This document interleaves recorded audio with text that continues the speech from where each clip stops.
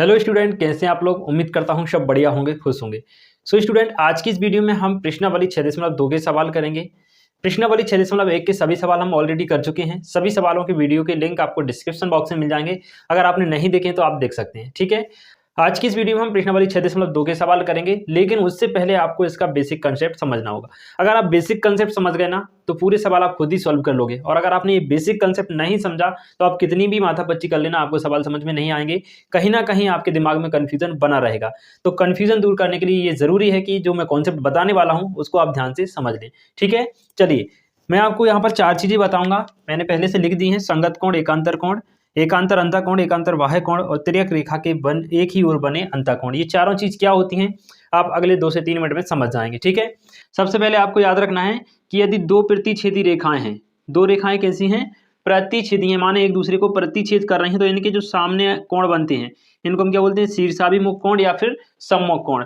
मान लीजिए x है और ये y है, तो यहाँ पर क्या होता है, x बराबर y होता है। यहाँ का कोण मान लीजिए p है और ये वाला कोण कितना है, q है। तो यहाँ पे क्या हो जाता है, p बराबर q।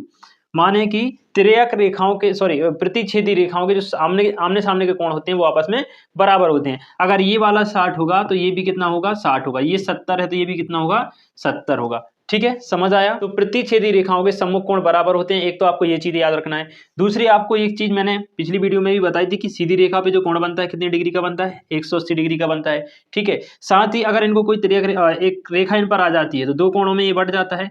तो मान लीजिए एक्स और वाई में बढ़ गया, तो एक्स प्लस वाई बराबर भी कितना होगा, 180 होगा, ठीक। आई होप यहाँ तक आपको सारे डाउट क्लियर होंगे। अब जो चीज मैं बताने जा रहा हूं दोस्तों, उसको ध्यान से समझ लीजिए, क्योंकि सबसे इंपॉर्टेंट पार्ट यही है इस पूरे के पूरे चैप्टर का।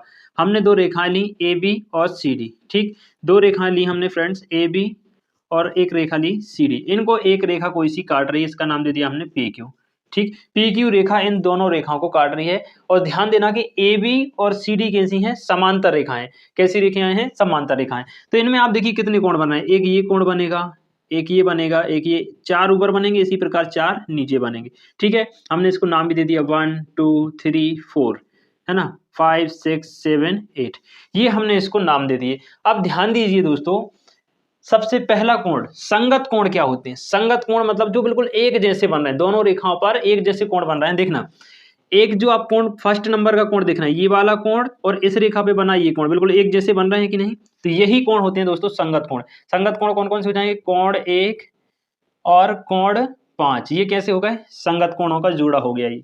और ये आपस में कैसे हो जाएंगे, बराबर भी हो जाएंगे। यानी कि कोई तिर्यक रेखा दो समांतर रेखाओं को प्रतिच्छेद करे तो उनके जो संगत कोण होते हैं वो कैसे होते हैं, बराबर होते हैं, ध्यान रखिएगा, ठीक।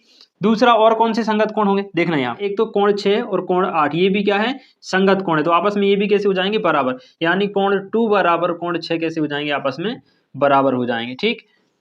माने कि अगर यहाँ पर 80 होगा तो यहाँ भी कितना होगा, 80 ही होगा। कहने का मतलब ये है, अगर कोण 1 का मान 90 है तो कोण 5 का मान भी कितना होगा, 90 ही होगा, ठीक। ये होते हैं संगत कोण। दूसरा देखना, एकांतर अंतः कोण।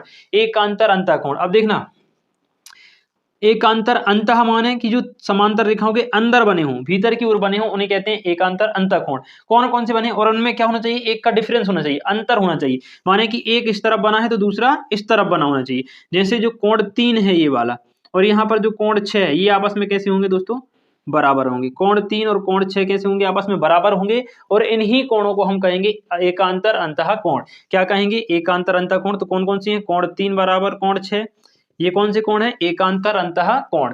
और कौन सा है, इधर 5 और 4 भी क्या है, एकांतर अंतः कोण। तो कोण 5 बराबर कोण 4, ये सारे के सारे कोण कौन से हैं, एकांतर अंतः कोण। उम्मीद है यहां तक आपको क्लियर होगा। अब थोड़ा सा और बचा हुआ है, देखिए। अब हमारा है एकांतर बाह्य कोण, मतलब बाहर की ओर बने कोण और जिनमें एक का अंतर हो, यानी कि अगल बगल बने हो, एक इस तरफ हो तो दूसरी तरफ दूसरा होना चाहिए। जैसे यहाँ पर देखिए, एक तो बाहर कौन कौन से बने हैं, एक तो बना है हमारा 1 और 2, यहाँ पर बाहर 7 और 8। तो देखना, एक तो जो 1 है, कोण नंबर फर्स्ट है, ये किसके बराबर हो जाएगा, 8 के बराबर, ठीक। तो यहाँ पर आप देखिए, कोण 1 बराबर कोण 8, ये कौन से हो गए, एकांतर बाह्य कोण। माने एकांतर है, साथ ही बाह्य कोण है, ठीक है। दूसरा देखिए, जो कोण 2 है वो किसके बराबर हो जाएगा, कोण 7 के बराबर, ठीक। तो कोण 2 बराबर कोण 7, ये कौन से हो गए दोस्तों, हमारे एकांतर बाह्य कोण, ठीक। उम्मीद है यहां तक आपको समझ में आ गया होगा, है ना। अब सबसे इंपॉर्टेंट लास्ट पॉइंट बचा, ये भी काफी इंपॉर्टेंट है क्योंकि इसके बिना तो सवाल सॉल्व भी नहीं होंगे, है ना। तो यहाँ पर देखिए तिर्यक रेखा के एक ही ओर बने अंतःकोण, तिर्यक रेखा आप देख रहे हैं पी क्यू क्या है, तिर्यक रेखा, इसके एक ही तरफ, माने कि इस तरफ नहीं, इसी तरफ या फिर इस तरफ, या तो दोनों कोण इस तरफ के हों या फिर दोनों उस तरफ हों, और कैसे हों, साथ ही अंतः यानी कि अंदर की ओर बने हो, कहां बने हो, अंदर की ओर। तो यहाँ पर आप देखिए जो तिर्यक रेखा पी क्यू है इसके अंदर की ओर एक 3 बना है और इसी तरफ एक कैंसा बना है 5, ठीक। तो अंतःकोण जो बनते हैं कोण 3 और प्लस कोण 5, इनका योग दोस्तों होता है 180। ये चीज मेन पॉइंट है, ये आपको समझना है, ठीक। मैं क्या कहने की कोशिश कर रहा हूं कि जो तिर्यक रेखा है इसके एक ही ओर बने हों और अंदर की ओर बने हों, बाहर नहीं होने चाहिए और अगल बगल नहीं होने चाहिए। जैसे 3 और 5 है तो एक ही ओर बने हैं और रेखाओं के अंदर की ओर बने हैं, बाहर इधर नहीं बने, इधर नहीं बने, इधर नहीं बने, ठीक। तो 3 और 5 जो होते हैं ये तिर्यक रेखा के एक ही ओर बने कोणों का युग्म होता है, और इस युग्म का जो योग होता है यानी कोण 3 और कोण 5 को जोड़ेंगे तो 180 डिग्री आएगा, ठीक। इसी प्रकार इस तरफ देखिए, इस तरफ कौन कौन से, एक 4 है और कितना है 6, तो कोण 4 प्लस कोण 6 इसका योग भी कितना आ जाएगा 180। बस ये इंपॉर्टेंट पॉइंट थे। उम्मीद है यहां तक आपको बातें क्लियर हो चुकी होंगी। ध्यान से समझिए मैंने क्या क्या बताया। सबसे पहले हमने पढ़े संगत कोण होते हैं, जैसे कोण फर्स्ट और कोण 5 ये संगत कोण है और आपस में बराबर है। फिर इधर देखना कोण 2 और कोण 6, माने एक बाहर का कोण और एक अंदर का कोण।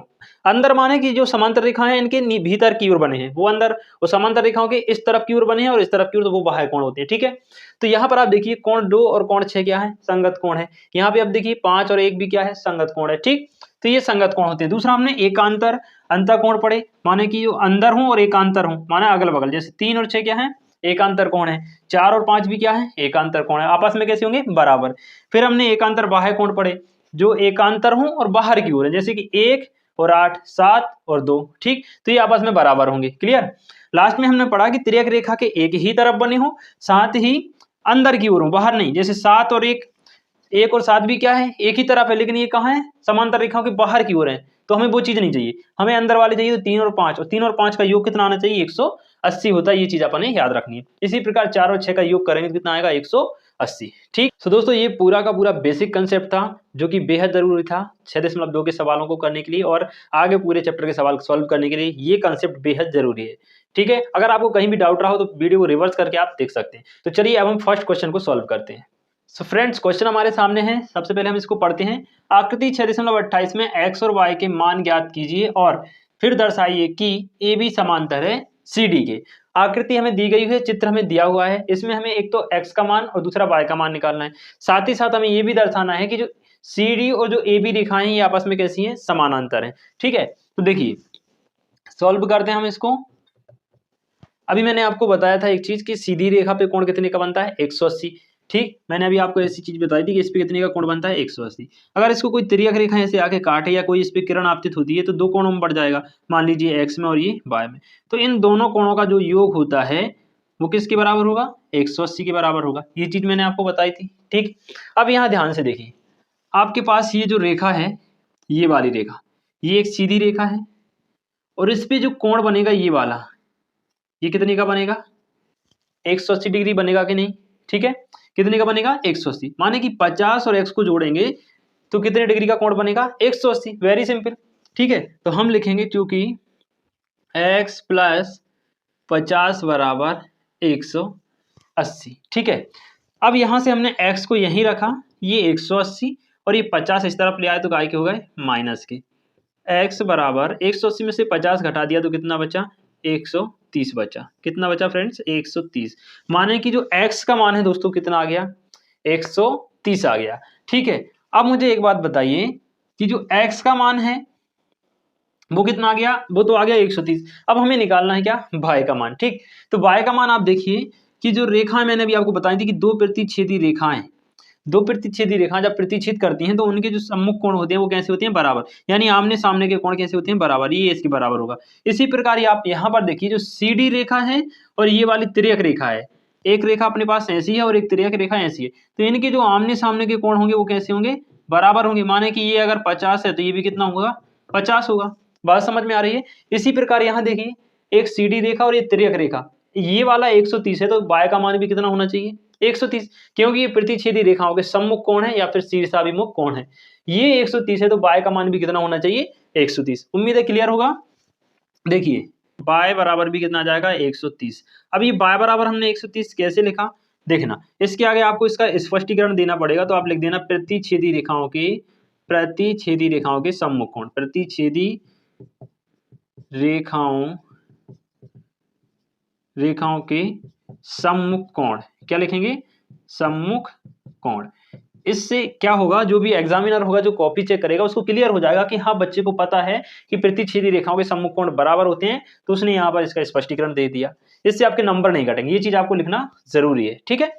तो हमारा x का मान भी आ गया और y का मान भी आ गया। अब हमें प्रूफ करना था कि दर्शाइए AB समांतर है CD के। अभी हमें ये नहीं है पता कि AB और CD कैसी हैं, समांतर हैं, लेकिन हमें प्रूफ करना है। अब देखिए मैंने अभी आपको जो बेसिक कंसेप्ट बताया था उसमें अपन ने पढ़े थे एकांतर अंतः कोण। क्या पढ़े थे, एकांतर अंतः कोण, माने कि ये वाला कोण और ये वाला कोण जब बराबर होती हैं तो रेखाएं कैसी होती हैं, समांतर। या फिर AB और CD समांतर होती हैं तो x और y का मान कैसा आना चाहिए, बराबर आना चाहिए, क्योंकि x और y कैसे हैं, एकांतर अंतः कोण है कि नहीं, ठीक।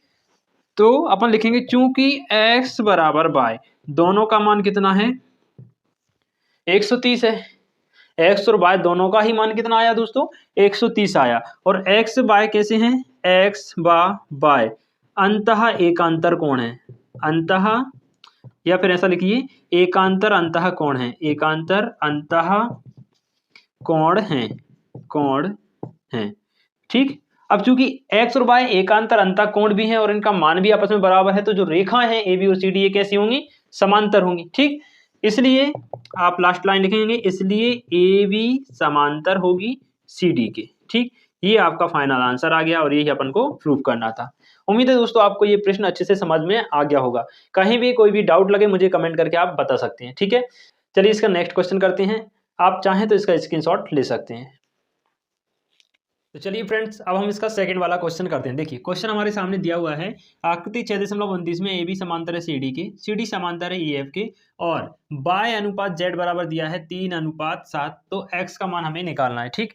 बहुत ही आसान सा प्रश्न है। देखिए हमारे सामने दी गई है AB समांतर है CD के और CD समांतर है EF के, तो ये तीनों ही रेखाएं आपस में कैसी हैं, समांतर हैं। AB इसके भी समांतर है और EF के भी समांतर है, ठीक। अब मुझे एक बात बताइए, सबसे पहले अगर अपन इस बीच वाली लाइन को थोड़ी देर के लिए भूल जाएं तो हमारे पास जो चित्र बचेगा वो इस तरीके का, ये हो जाएगी AB और ये है हमारे पास EF, ठीक है, और ये हमारी रेखा हो गई मान लीजिए PQ, ठीक। हमने बीच वाली लाइन को भी मिटा दिया, तो यहाँ जो कोण है कितना है x और ये कोण कितना है z, ये वाला बीच वाला हमने खत्म कर दिया, मिटा दिया।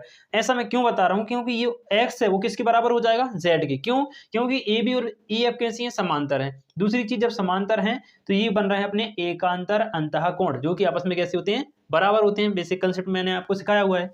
तो x और z कैसे हो जाएंगे, बराबर हो जाएंगे, ठीक। तो सबसे पहले आपको यही लिखना है, क्योंकि AB समांतर है CD के एवं CD समांतर है किसके, EF के, इसलिए AB समांतर होगी किसके, EF के।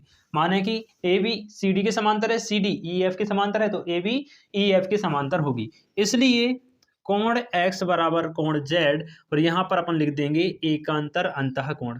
कौन से कोण दोस्तों, एकांतर अंतः कोण, एकांतर अंतः कोण। पहली चीज तो हमने ये कर ली कि कोण x और z जो हैं वो आपस में कैसे हैं, बराबर हैं, ठीक। अब यहाँ पर देखिए हमारे पास दिया है y अनुपात z, चूंकि y अनुपात z बराबर कितना दिया है, 3:7, ठीक।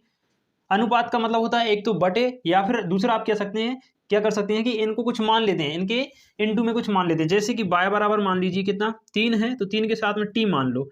चूंकि हम x मानते हैं मोस्टली कंडीशन में, तो x हमारे पास यहाँ दिया हुआ है, इसलिए हमने क्या मान लिया, t।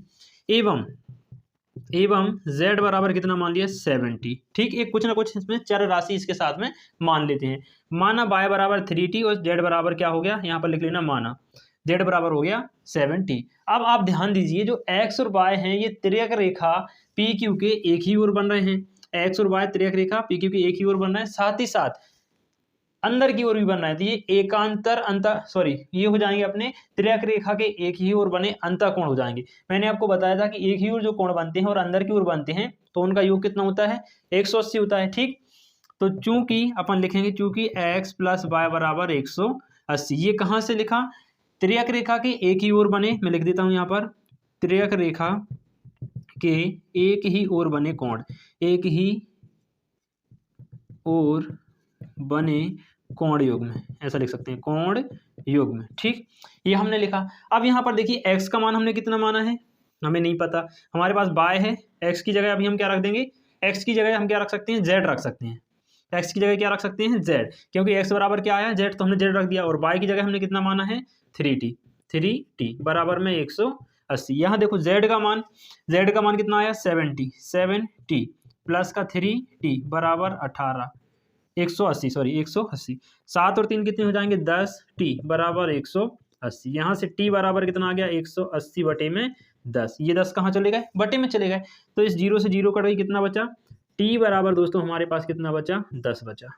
ठीक, हमें काय का मान पूछा था, x का मान पूछा था। ठीक है, x का मान क्या होगा, जो z का मान होगा, तो z का मान कितना है, 7t, चूंकि z बराबर 7t, तो z बराबर 7 इंटू टी का मान कितना आया, सॉरी 18 आया था, यहाँ पर कितना आया था, ये 0 0 कटा, 18 बचा, तो यहाँ पर 18। ठीक, z बराबर आ जाएगा 126, 18 7 126। अब जब हमारा z का मान 126 आया तो z और x आपस में बराबर हैं, इसलिए जो x है वो भी कितना आ जाएगा, 126 आ जाएगा, कितना आ जाएगा, 126। ठीक, उम्मीद है दोस्तों आपको क्वेश्चन समझ में आ गया होगा। ठीक है, कि आपको इस वीडियो को धैर्य से देखना पड़ेगा, चाहे तो आप इसको रिवर्स करके एक बार और देख सकते हैं, क्योंकि क्वेश्चन इस तरीके के जो क्वेश्चन होते हैं थोड़े कॉम्प्लिकेटेड रहते हैं, लेकिन अगर आप इसको ध्यान से देखेंगे, 1 से 2 बार आप देख सकते हैं। अगर आपको समझ में नहीं आ रहा है, कहीं आपको कोई भी डाउट लगे, तो आप इसको रिवर्स करके एक बार देख लीजिए, है ना। काफ़ी आराम से और बहुत ही तसल्ली से मैंने समझाया है, ताकि आपको बेहतर तरीके से समझ में आ सके। ठीक है, तो आज की इस वीडियो में दोस्तों दोनों ही क्वेश्चन रहने देते हैं, क्योंकि वीडियो ज़्यादा लंबा हो जाएगा।